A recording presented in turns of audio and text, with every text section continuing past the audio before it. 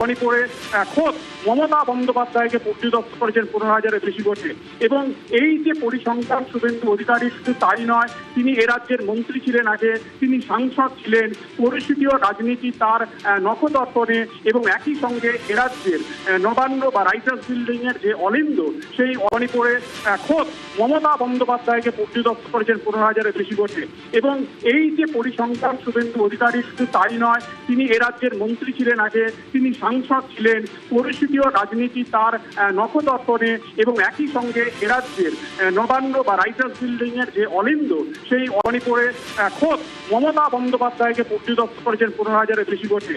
এবং এই যে পরিসংখ্যান শুভেন্দু অধিকারী শুধু তাই নয়, তিনি এ রাজ্যের মন্ত্রী ছিলেন আগে, তিনি সাংসদ ছিলেন, পরিস্থিতিও রাজনীতি তার নখদর্পণে। এবং একই সঙ্গে এ রাজ্যের নবান্ন বা রাইটার্স বিল্ডিং এর যে অলিন্দ, সেই অলিন্দে তার কিন্তু যাতায়াত। এবং বারবার দেখা গেছে তার এক্স হ্যান্ডেলে, তার টুইটারে বিভিন্ন সময় মমতা বন্দ্যোপাধ্যায় সরকারের একাধিক দুর্নীতি বা তার কাজকর্মের যে অনিয়ম, সেই নিয়ে তিনি তার একাধিক তথ্যনিষ্ঠ বিষয় তিনি ফাঁস করেছেন।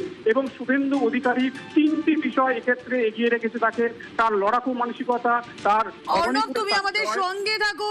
এই বঙ্গ বিজেপির জয়ের কাণ্ডারি শুভেন্দু অধিকারী আজ সকালে যখন অমিত শাহ তিনি নামেন, তিনি যখন বিমানবন্দরে নামেন, আর তখনই পীর চাপড়ে সাবাসী দেন শুভেন্দু অধিকারীকে। আর কোথাও গিয়ে অমিত শাহ এই বডি ল্যাঙ্গুয়েজ সেটা স্পষ্ট করে দেয় যে এই জয়ের কাণ্ডারি বঙ্গ বিজেপির, এই জয়ে 2026-এর বিধানসভা নির্বাচনে শুভেন্দু অধিকারী যে জয়ের কাণ্ডারি, তাকে পীর চাপড়ে সাবাসী দিতে দেখা যায় অমিত শাহকে। এই শাহী সাবাসীর সময় আমরা বারবার বলছিলাম সম্ভাব্য মুখ্যমন্ত্রী শুভেন্দু অধিকারী, আর মুখ্যমন্ত্রী হলেন শুভেন্দু অধিকারী, তাকে সাবাসী দিয়েছেন অমিত শাহ। কলকাতায় পৌঁছে বিমানবন্দরে সকালবেলায় সেই ছবি আমরা দেখিয়েছি আপনাদের, যেখানে পীর চাপড়ে শুভেন্দু অধিকারীকে সাবাসী দিতে দেখা গিয়েছে অমিত শাহকে। আর অমিত শাহর এই বডি ল্যাঙ্গুয়েজ, এই জেস্টার, কোথাও শুভেন্দু অধিকারী যে এই জয় এনে দিয়েছে বঙ্গ বিজেপিকে, সেই বার্তাই যেন দিচ্ছিল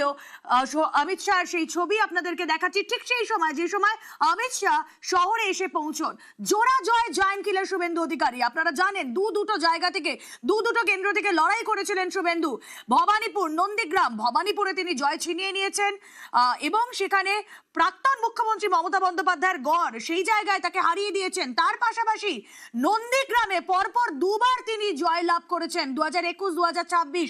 আর তারপর মুখ্যমন্ত্রী শুভেন্দু অধিকারী, আমরা তৃণমূল আমলে দেখেছিলাম 2016তেও জয় পেয়েছিলেন শুভেন্দু অধিকারী। নন্দীগ্রাম, যেটা কিনা শুভেন্দু অধিকারীর গড়, 2016 নন্দীগ্রামে জয় ছিনিয়ে আনেন শুভেন্দু অধিকারী। তারপরে বিজেপিতে যোগদান তিনি 2020-তে, এবং 2020-র পর 2021-এর বিধানসভা নির্বাচন, 2020 ডিসেম্বরে যোগ দেওয়ার পর 2021-এর মার্চে বিধানসভা নির্বাচন, আর সেই সময়ও তিনি মমতা বন্দ্যোপাধ্যায়কে হারিয়ে জয় লাভ করেন। আর তারপর এবারও নন্দীগ্রাম থেকে জয় পেয়েছেন শুভেন্দু অধিকারী। আর অবশ্যই বলতে হয় ভবানীপুর কেন্দ্র, হেভিওয়েট কেন্দ্র, সেখানে প্রেস্টিজ ফাইট ছিল, বিপরীতে ছিলেন তার প্রতিদ্বন্দ্বী মমতা বন্দ্যোপাধ্যায়, তাকেও হারিয়ে দেন শুভেন্দু অধিকারী। আর অতঃপর অর্ণব হাজরা প্রতিনিধি রয়েছেন আমাদের সঙ্গে। অর্ণব, দেখো, শুভেন্দু অধিকারী তিনি একেবারে শেষের দিকেই প্রবেশ করেন, সবকিছু কাজ সামলে তিনি ভিতরে যান এবং সমস্ত 207 জন বিজেপি বিধায়কের উপস্থিতিতে অমিত শাহ, নীতিন নবীন, সুনীল বানসাল, ভূপিন্দর যাদব এবং এ রাজ্যের নেতৃত্ব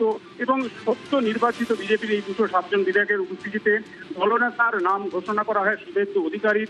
এবং শুভেন্দু অধিকারীর যখন নাম ঘোষণা হয়, কার্যত সমস্ত বিধায়ক তারা প্রত্যেককে সমস্বরে হাত তুলে এটাকে তারা স্বাগত জানান। অর্থাৎ সমস্ত বিধায়ককে শুভেন্দু অধিকারী দলনেতা হওয়াতে খুশি, তা এক প্রকার হলের মধ্যে নিশ্চিত হয়ে যায়। এবং এরপরই শুভেন্দু অধিকারী দলনেতা, এবং তিনি পরিষদীয় দলের নেতার পাশাপাশি তিনি যে মুখ্যমন্ত্রী হচ্ছেন, ব্রিগেডে যে ঐতিহাসিক কালকে শপথ গ্রহণ হবে, সেখানে মুখ্যমন্ত্রী হিসাবে শুভেন্দু অধিকারী তিনি শপথ নেবেন।